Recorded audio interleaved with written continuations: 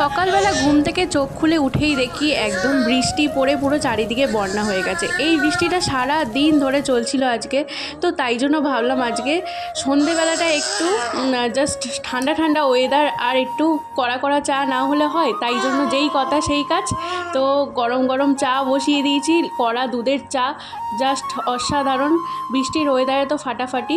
আর চাটা হচ্ছে আদা আর এলাচ দিয়ে, তো কড়া দুধের চা আমার তো খুবই পছন্দের। আর তার সাথে হচ্ছে চপ আর মুড়ি। তো আমার বোনকে পাঠিয়ে দিয়েছি বাজার থেকে চপ আনতে, তো ও নিয়েও চলে এসছে। আর আমাদের চাও রেডি হয়ে গেছে। এইবার হচ্ছে চপ আর মুড়ি আর চা খাওয়ার পালা। তো তোমরা কে কে এরকম স্ন্যাক্স পছন্দ করো অবশ্যই আমাকে জানাবে। বৃষ্টির দিনে তো খুবই ভাল লাগে।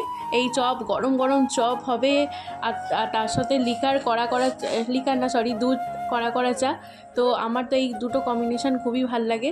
তো দেখো আমি এখন মুড়ি নিচ্ছি, বাটিতে মুড়ি নিয়ে নিচ্ছি, আর তিনজনের জন্য তিনটে চপ। মা এসছে, বোন এসছে, আর আমি। তো নিয়ে আর চা নিয়ে নিচ্ছি। চাটা জাস্ট দারুণ হয়েছিল, দারুণ। তো আমরা ঝটফট খেয়ে নিই, আর তোমরা ঝটপট কমেন্ট করে বলো যে তোমাদের এই মিনি ব্লগটা কেমন লাগলো। Tata, bye bye.